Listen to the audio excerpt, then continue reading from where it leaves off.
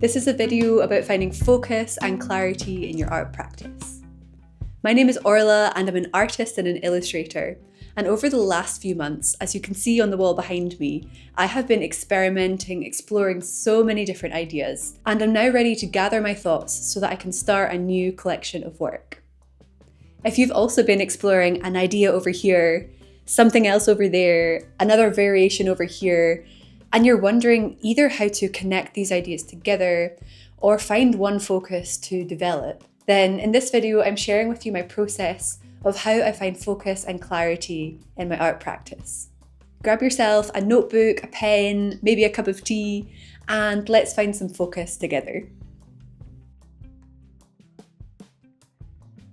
In this video we'll be exploring some reflective questions. These are the key ones that I use time and time again to find my focus and to understand, more importantly, what in my art practice matters to me, why, and what I need more of, so that by the end of this video, we have a sense of confidence in where we're going next. To wrap up this video, I will leave you with my 6 action steps.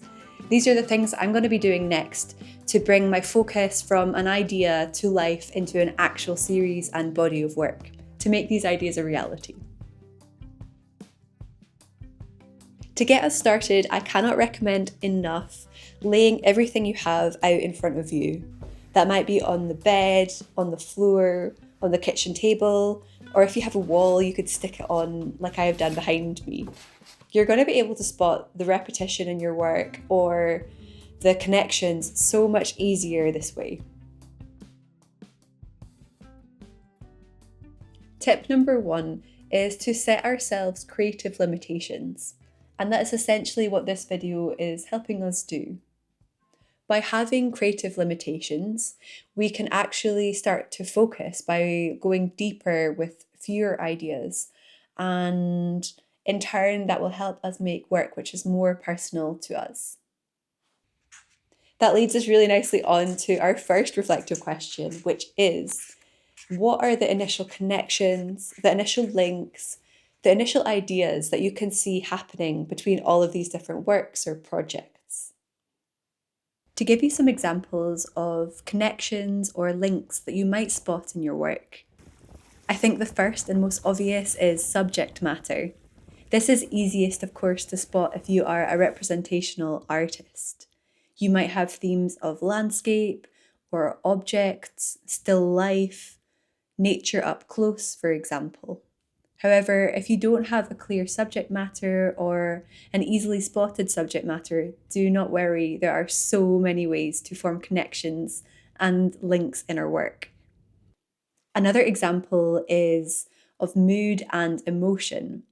I think this can be a really great tool to help form connections, and it's currently how I am linking lots of different projects together by exploring a similar atmosphere throughout each painting. Number 3 is colour palettes. Are there certain colours that you are gravitating towards? Are you really into high contrasted colours, vibrant ones, muted ones, soft ones? You can probably spot through this video what I am interested in terms of colour. Other connections and links could be in how you apply paint to the page using brushes or tools, or how you make marks and textures. This might be a visual key to tie everything together.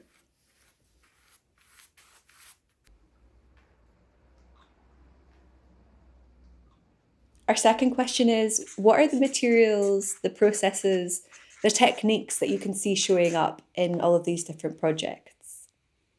Even if you use a wide range of materials, processes, and techniques between painting to painting to painting, perhaps there are common threads you've not noticed before.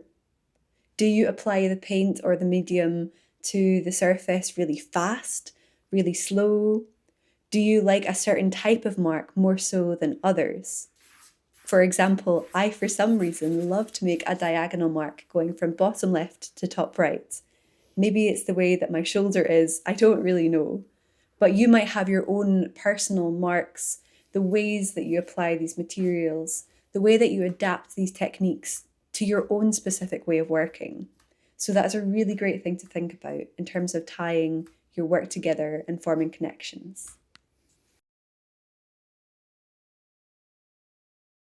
Tip number 2 is for anyone that's been creating work, creating loads of different ideas, but maybe you don't like all of it yet. You don't necessarily like the outcomes.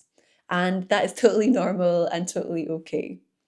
If that is the case, and it's certainly the case for me, the work on the wall above me and around me in the room right now, I don't love all of the outcomes, but what I do love are moments in each piece. There's something in it, be that a combination of materials, one section where I've layered something up quite interestingly, a colour palette there, a tool I've used in a new way there. We're looking for moments in each piece which inspire us. We don't need to love the whole outcomes yet. That is what we're going to explore by creating a series. Through a series, we'll be able to develop these moments, pull them all together, and hopefully through that process, we will work towards something which we like the end outcome of. When we can uncover these moments that we really like in each painting, it's then that we can take that information and find that focus to move forwards.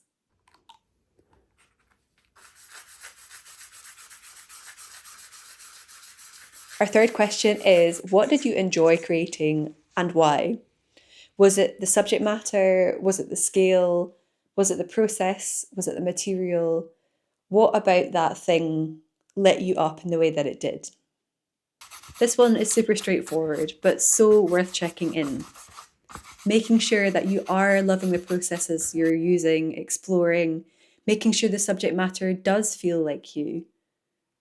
Because art is such a great chance to express ourselves, it's always worth checking in that we are working in ways that light us up, that bring us joy, and we're not doing it just because it's popular at the moment or that we've seen it a lot online. So making sure that it's something that we love to do.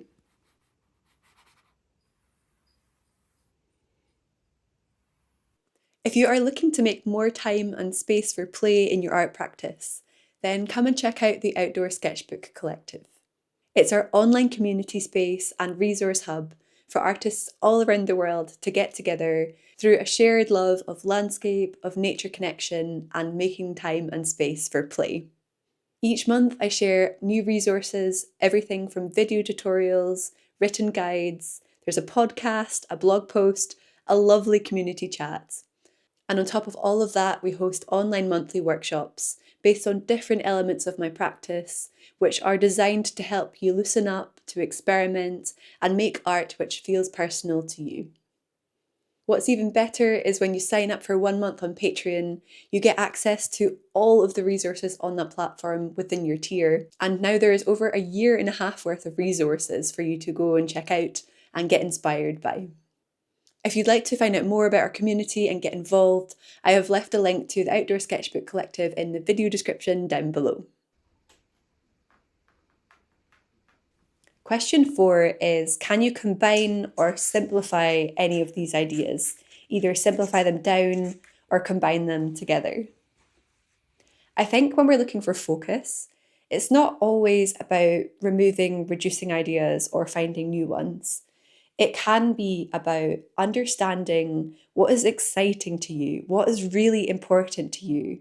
And to expand on that fourth question, is there an underlying theme which connects these different ideas together? Maybe that's a location, maybe that is an original source of inspiration. It could really be anything, or maybe it's a colour palette that ties these different ideas together. So to clarify that fourth question, is there a way that you can combine or simplify your ideas to tie things together with an underlying theme or concept? To give you an example and illustrate this point in my own practice, the underlying themes I've discovered from this exercise have been themes of memory and themes of emotions. While my work is exploring different times, different locations, different moments, it's all connected together through this process of working and exploring my memories, and it's all connected through an exploration of similar emotions. I've got about 4 or 5 key emotions I'm looking to represent in my art, And those are tying everything together and will be tying everything together the more work I create.